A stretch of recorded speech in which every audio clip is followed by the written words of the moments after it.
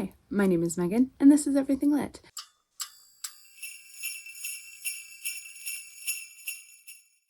And today I'm bringing you my January TBR.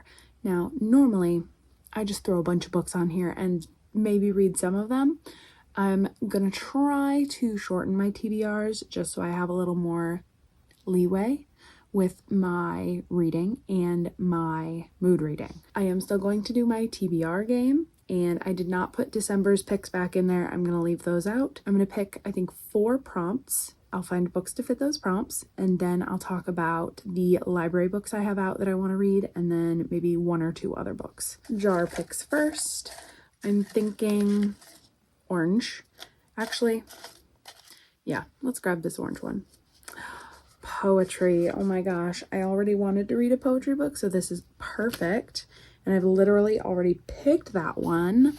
The book I would like to read for the poetry prompt is Not Today, Satan, Maybe Tomorrow by Andrew Schaffer. I think these are going to be funny, cute little poems. It's got a cat on the cover. He is typically a parody writer, so is he going to be parodying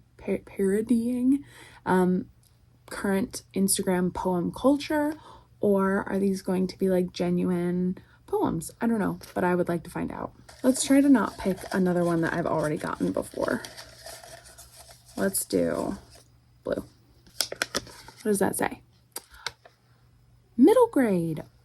I am just killing it. This was on my December TBR and maybe even November. We're going to try one more time and see if we can do it.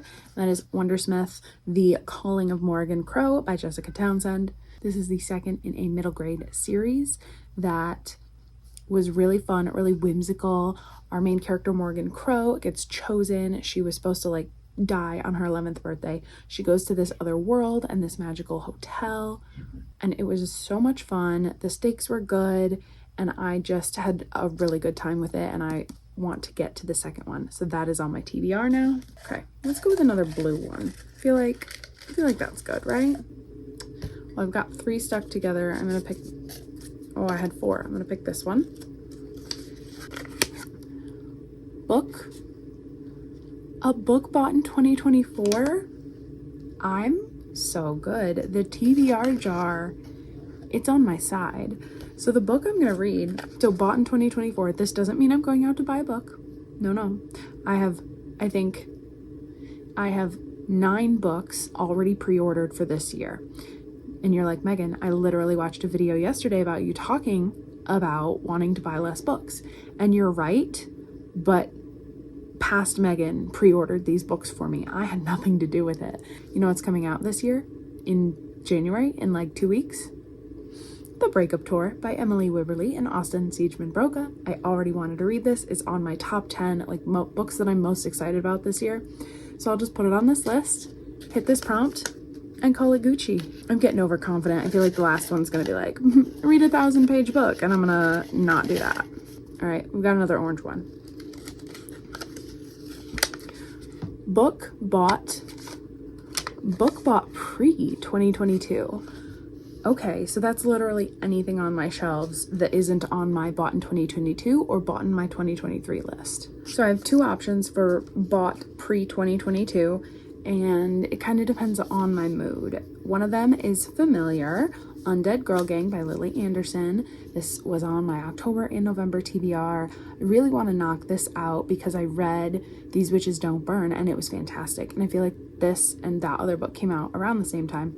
This is about a girl who is a witch. Her best friend and 2 other girls die at school, and she accidentally, kind of on purpose, brings them all back to life. So there's zombies, and well, then they're not back to life. So she brings them back as zombies, and these 4 girls are trying to solve the murder. The other option is Mistborn by Brandon Sanderson. The audiobook is coming from my library very soon. I actually just told it to deliver the hold later in like a week. This is a adult fantasy about this world where the evil overlord won 1,000 years ago, and their world has just deteriorated, I guess.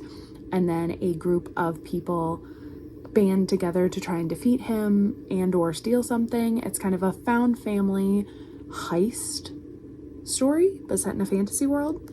I have not read a Brandon Sanderson book, and I've heard that this is a good place to start. So those are my 4 TBR jar prompts. So let's talk about library books that I am going to read this month. I'm gonna read That Time I Got Drunk and Saved a Demon by Kimberly Lemming. This is for the Books and Lala book club, and it is a romance, a romantasy, and I think it is what it says on the tin, right?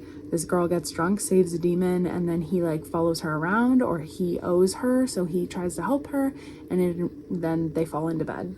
I would like to read Jurassic Park by Michael Crichton. This is another Books and Lala inspired book. I'm just trash for her. It's, you know, a classic adventure thriller about a person who opens a park of dinosaurs and things go wrong. If you've seen the movie, you probably have a good idea of what's going to happen. I believe those are the only library books I have right now, but who knows, some holds may come in that I have. Let's try and knock out a nonfiction and one of my priority backlist, that is Shrill by Lindy West. This is a series of essays about being fat and being a woman in the US. I would like to get to Divine Rivals by Rebecca Ross. Everyone was talking about this. This sequel just came out. It's a duology. People write letters during a war. It's kind of World War I adjacent, but magical. And then I have just a couple more books that I would like to get to, but I don't know if I will. First is Catboy by Benji Nate. This is a graphic novel, and it was gifted to me from Vampires Read, so thank you. Very excited to get to this. So as I said, this is a graphic novel about a girl whose cat sort of becomes a person, and they hang out and they're best friends, and how that would be if your cat was your best friend, right, Vino? Vino, come here. Are you my best friend? He's not, but it would be funny if he became human. He'd be a whiny 4-year-old boy. Yeah, you'd be a whiny boy, 'cause you are.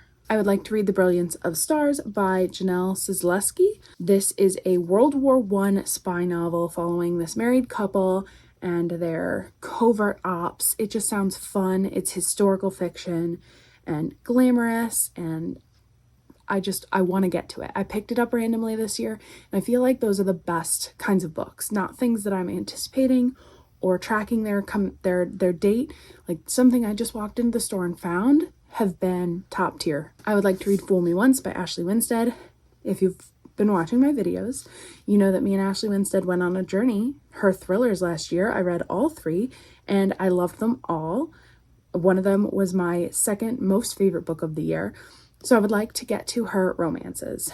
And this is about a woman who works as a communications director at a electric car company, and her high school boyfriend is now running for a political office, and somehow they have to work together because of some electric, like, clean energy bill that he's trying to push through. And it is a romance. Think sparks fly, hashtag Taylor Swift, when they have to work together. All right, I would like to read The Heaven and Earth Grocery Store by James McBride. This was gifted to me by my friend Kelly, and I think we're gonna kind of buddy read it. She may have already read it. She reads so fast. But this involves a mystery. They're building something new in this neighborhood, and as they are building it, they discover a human skeleton, and I believe this story goes into the investigation of how the skeleton got there, why it's there, and this neighborhood of mostly Black and Jewish immigrants and their day-to-day life. It's probably going to make me cry. And finally, I would like to get to What the River Knows by Isabella Banez. I have been just staring at this book for the past like 2 weeks, being like, I really want to read that. Should I read that? I want to read that. But then I read all the Christmas romances and I didn't get to this. So I would like to read this in January. And this is a adventure, maybe with a sprinkling of magic, adventure romance.